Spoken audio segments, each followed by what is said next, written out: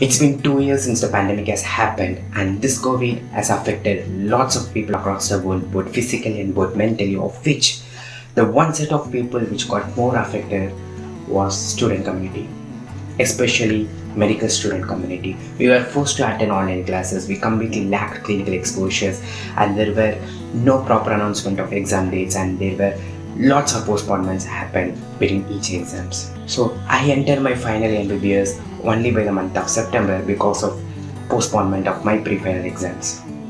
And now I have to appear for my final board exam by the month of April. So I literally had only 6 months duration for my final preparation, of which the 3 months went like a blink of an eye. So now I literally have only 90 days left for my final MBBS examination, and to be honest, I haven't started my real preparation yet. So I used to ask myself this question: is it possible to complete 9 subjects, which is 4 major subjects and 5 minor subjects of final MBBS in 90 days? It sounds impossible, but if we just rephrase the question, is it possible to pass our final examination in 90 days? Yes, of course, it's possible, but we really need some smart work and some strategies, which you will find in this video. So if you are expecting that I will be providing a 90 days steady schedule for completing the entire final MBBS, sorry, I don't. Because nobody can do it. Nobody can devise a perfect steady plan, because everybody is having different lifestyles and different college routines. But I can give you some tips and some ideas on how to devise your own steady schedule. I can give you some strategies on how to approach each final year subjects. So these are the things that I am going to discuss in this video. So if you want to skip to particular part, please feel free to do it. And if you haven't subscribed to the channel yet, please do consider subscribing for more engaging videos in the future. So first and foremost thing is, trust yourself and have faith in your progress. No more procrastination, no more postponement. You have to start your preparation now. Even if you start your preparation now, you can pass your final MBBS with flying colors. Don't worry about the amount of time you wasted in your past. Instead of thinking how you could have been, try to utilize your present self and try to improve your efficiency on your studies. Nobody knows everything, so keep that in your mind. So next thing is, know what you are going to study. Okay, take whatever subject and take whatever topic. First of all, you have to understand what are the things that you are going to learn in that particular chapter or particular topic. It is called skimming. Whenever you start to read a chapter, just skim through the pages and understand what is given.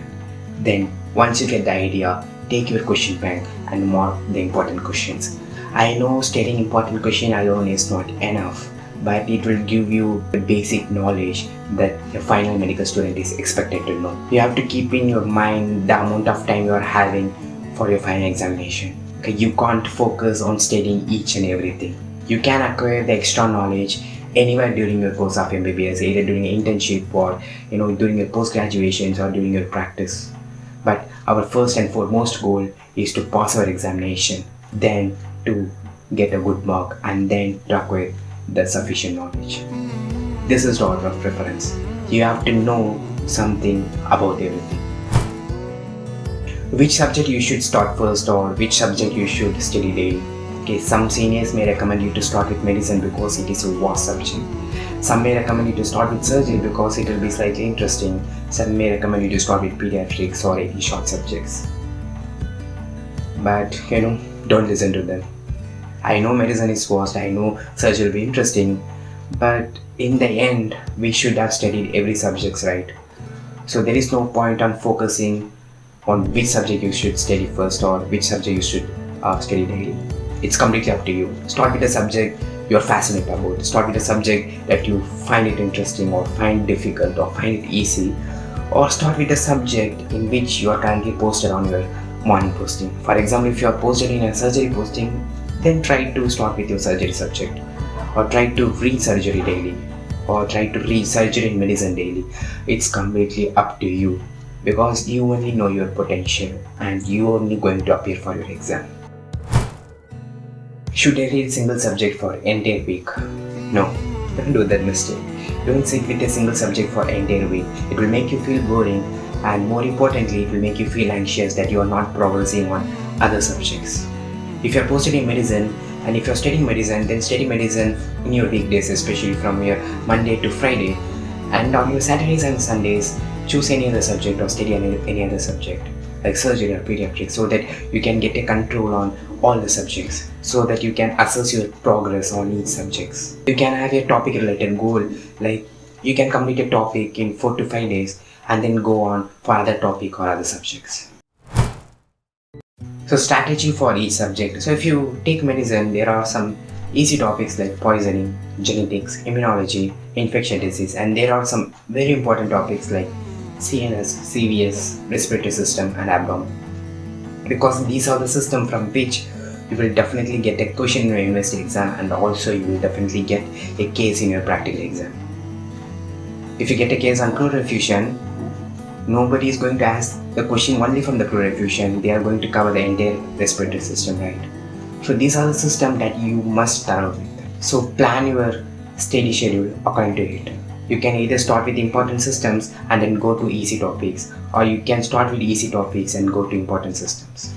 So for surgery, start with initial topics of general surgery like wound, shock, burns, infection, like that, and then move on to system related topics like breast, hernia, thyroid, abdomen, etc. And for pediatrics, you must learn the initial 10 to 11 topics which deals with newborn and its growth and development of everything, because they are specific for that pediatric subject. Other topics like CNS, CVS or RS, you would have studied something about that in your medicine. The pathology is going to remain same, only the approach is going to differ. But the initial 10 topics is more specific for pediatrics, so try to complete it first. So if you take obstetrics and gynecology, I personally feel obstetrics is more conceptual and more interesting than gynecology, and similar to other subjects, try to complete your case related topics like eclampsia, preeclampsia, anemia, or restrictive pregnancy, and mechanism of labors. Those are the things that every examiner is expected you to know. So always prioritize which are the topics that you should know and which are the topics that you should spend your most time on.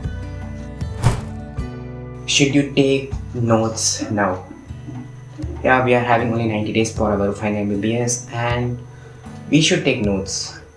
But the important thing is we should know when, how and for which one we should take notes. If you are attending clinical posting, you must take notes because our professors will provide us some extra points that are not given in our book. But it is not necessary to take notes on our theory classes or things that we are reading in a book. Only take notes for the concepts that are very complicated, the concepts that are not given in a very organized way, the concepts that are very important for exams, or the concept that you feel like you will forget it very sooner. If you find some concepts that are given in a best way in the theory book, then you can revise it again and again in the theory book itself. So don't waste time on taking notes for that easy concepts. That's why you should know when, how and for which you should take notes. Okay, how you should plan your day or a week, the so-called the perfect study schedule. So always have an end goal for your day or for your week. And when you plan your study schedule, leave out your college time, especially from that 8 to 4, and plan your study session on the remaining hours. I know some students who used to plan to complete some topics during their lunch or during their break time or during their travel to college. Okay, don't do that and don't stress yourself. If you can able to do it, then go ahead, or else there is no problem. You just try to learn what you can able to learn during your college time. Once you finish your college, try to spend some quality 4 to 5 hours into your studies. Always remember, quality of study is more important than the quantity of your studies. And always give enough time for breaks and enough time for stress busters. This is a common mistake that most people do. When they plan their schedule, they tightly pack it with studying different topics and doing different things, and they don't give adequate time for relaxation. Nothing going to ruin if you spend an hour for watching your favorite series, or eating a gym, or chatting with your friends, but you should know your limits. Planning your revision. Okay, revision is the single most important thing that you should do during the exam preparation in order to remember everything you learn. The common mistake that people do, they used to read continuously for entire month and they try to look back at the things they have read. and they would have forgotten almost everything and they will get panic. That's why revision is very important. Whenever you read a topic, take Google Calendar or take a note and mark a date where you are going to revise this topic again. At least try to do 3 or 4 revision before going to exams. I know it will be difficult. Your first revision will be very difficult. Your second revision will be slightly difficult. But your third revision will be very easy.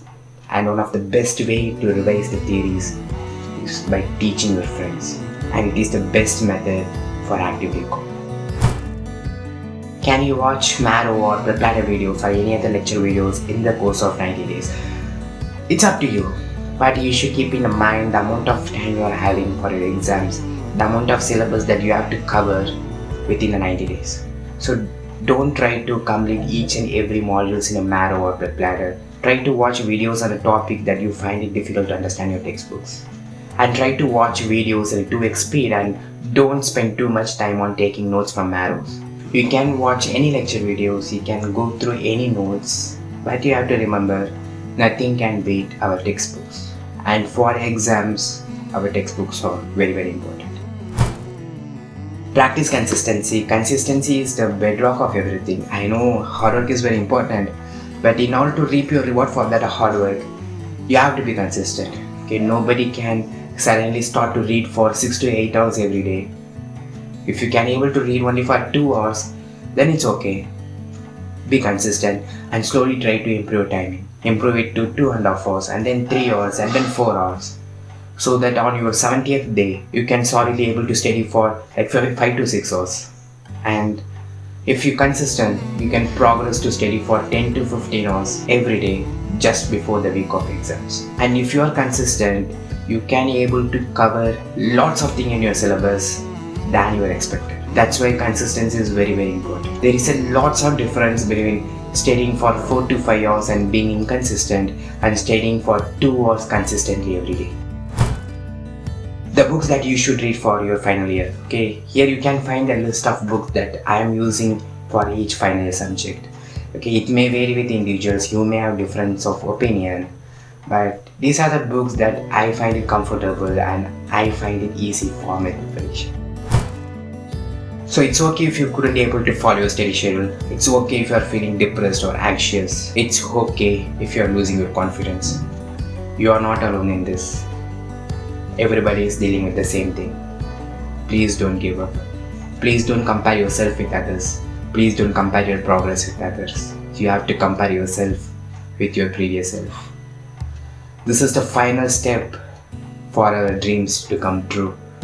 This is the final step to see the smile of your parents. This is the final step for the society to call us officially as a doctor.